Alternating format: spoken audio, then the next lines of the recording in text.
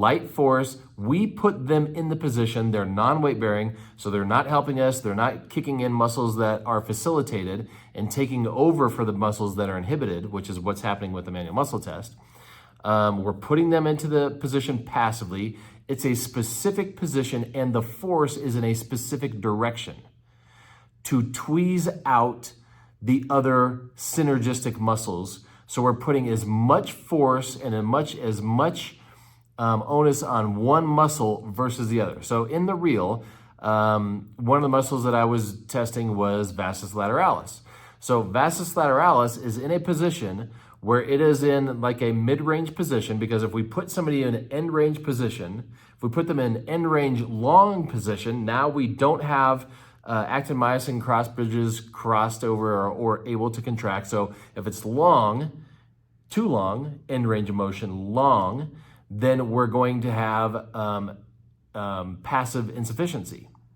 If we put them in the extreme shortened range of motion, now we're going to have those bridges crossed over completely, and we're going to have them in a short position. And when we give them force for that, now we're going to have active insufficiency, which is usually going to be a lot of pain or a cramp. So we don't want to be in either position. We have to be in some range of mid-range. And in the vastus lateralis test, I have vastus lateralis put in a position where it's in mid-range. Vastus medialis is taken out of the equation by being longer than vastus lateralis. Intermedius is in a shorter position than lateralis. And when I'm giving them the force, I'm giving them the force in the plane of the pennation of the vastus lateralis. So that's how we're putting the pressure on one muscle to do the contraction. So I can tell when I give them force, if they stutter, if it gives out, if they have pain, if they cramp somewhere else, that means they fail the test. So if they cramp somewhere else or if they have pain somewhere else, that means that somewhere else is what they're trying to use to compensate for the muscle that's not facilitated and it's missing the contraction. Okay? So the thing that people that don't have a grasp of neuromuscular physiology always jump on is, well, you can't make one quad contract more than the other quads because they have the same nerve root. Yeah, you can. This is called how humans function. This is called human function, biomechanics, anatomy, physiology. It's all cooked in there together. That's how people function, okay? So I'm not testing a nerve root. So if they had a nerve root damage, if they had a stroke or a severed spinal cord or something like that, then yes, that nerve root is out, all the quads would be out. Okay, we're not assessing people with nerve root injuries, and we're not assessing them to see if they have a nerve root injury. So let's look at what physiology looks in picture format, okay? So if we have a muscle completely blown up, this is what it looks like. Okay, this is representing your spinal cord. This is how neuromuscular physiology works. Now, understand that these nerves going to this muscle here in this picture is showing you that we're showing you intrafusal, extrafusal muscle fibers. There's a nerve that goes to that. That nerve isn't going, so if this was a picture of, so if this was your vastus lateralis in this picture, the vastus medialis doesn't have this same nerve going to it. Remember, we're not talking about a nerve root. We are talking about individual nerves going to neuromuscular junctions of each individual muscle. So if that neuromuscular junction is not sensitive, if that muscle spindle is not sensitive, if that afferent-efferent pathway is not working correctly, the muscle will miss the contraction. That is the definition of neuromuscular inhibition. Okay? The muscle gets the contraction, facilitation. The muscle misses the contraction, stutters, gives out, waits for somebody else to kick in, inhibition. That's what we are assessing. We're not doing manual muscle tests. We're not trying to see if this person has a severed spinal cord or a stroke.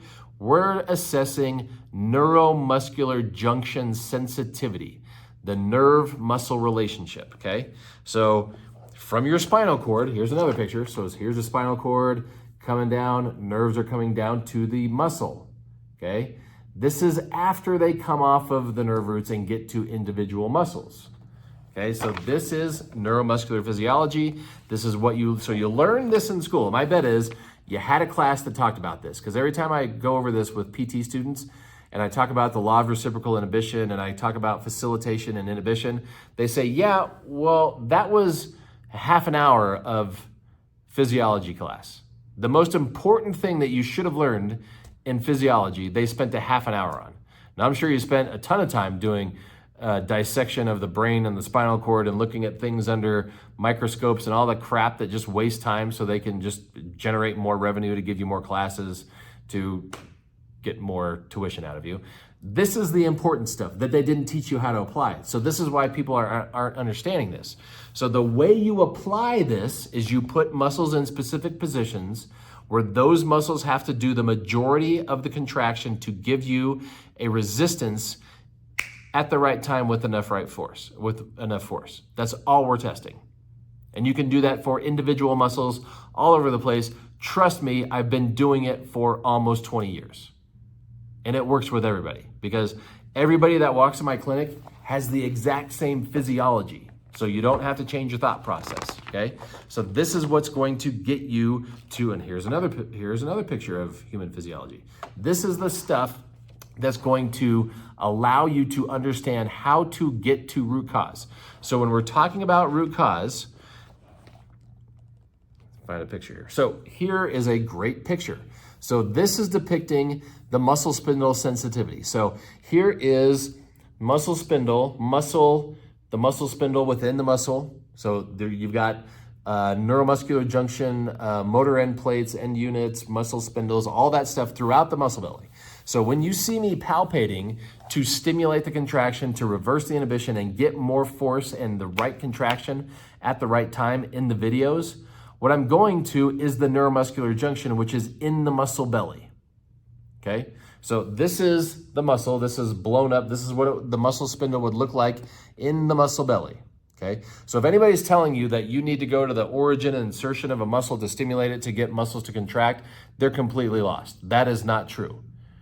The neuromuscular junction is in the muscle belly.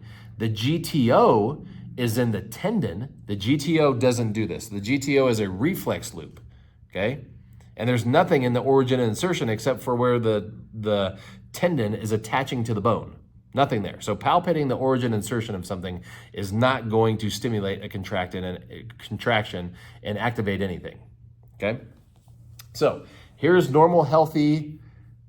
See this? These lines are representing the stimulation that's going on here, okay? Here is when it gets short, okay? Skip this one. Here's when it gets short, okay? This muscle spindle gets shorter as the muscle belly gets shorter. So remember, muscle spindle is going to do a couple of things. It's going to report the change in length of the muscle through the spinal cord level. That's proprioception. It's also going to report the speed of the change. So you've seen me do this with the TheraBand and the weight. Longer, longer, longer, shorter, shorter, shorter. Longer, longer, longer, longer, shorter, shorter, shorter, shorter, okay? That's what the muscle spindle is doing constantly. Unless we have neuromuscular inhibition, which is this picture. So notice how the muscle belly is getting shorter, but the muscle spindle is not. And now notice how we have a gap in that sensory message to the central nervous system. That's inhibition, okay? So that's what I'm assessing when I'm assessing that vastus lateralis test in the real, okay? That's why I put them in a completely different position for vastus lateralis versus vastus medialis, genu articularis, vastus intermedius, rectus fem. Completely different test for a completely different muscle to assess this at the neuromuscular junction level. This has absolutely nothing to do with nerve roots, okay? Stop missing the boat on this. Apply your knowledge that you have from your neuromuscular physiology course. Now I know, as I said, they didn't cover this because this isn't the important, you're not gonna find this on boards. That's why they didn't cover this and make you understand this and then make you apply this. They should have taught you this, then taught you how to assess this so you can feel this, and then taught you how to reverse that, because that's what you should be doing if you're a doctoral level medical professional. But they didn't teach you that in PT school because it's not on boards. And if it's not on boards, then it doesn't matter. Who cares that you get to the clinic and you can't treat anybody or assess anybody, okay? So that's what I'm doing in those videos. So every time you see me in a video moving people around and giving them force, I'm not doing a manual muscle test. I'm not assessing their nerve root. I'm doing a neuromuscular facilitation test to assess this thing, and I'm using accepted neuromuscular physiology as I'm doing those things. So when you learn how to apply those things, and this is the manual from the shift, so then after you learn all that, then here's all the different tests, okay? So here's all the different tests that you're gonna use. You have 3 tests for subscapularis, teres minor, tricep. So all your tests are in there. That's what you learn after we review neuromuscular physiology and after you learn critical thinking. Because if you don't have those 2 things, then you end up like the people that are making comments on my reels saying, you can't delineate between different muscle bellies because it's the same nerve root. That tells me you don't know what you're talking about, okay? And if that doesn't understand and you truly want to know more about what I'm talking about, post your questions down below. So fortunately, the trolls that are on social media, mostly on Instagram, making stupid comments are not in this group. So if you're in this group, you want more information, I'm here to give you as much information as I can possibly give you. The best way to get that information is to ask questions below, and then I'll come back. So if I said something that doesn't make sense, make sure you ask your questions below, and I'll follow up with you. See ya.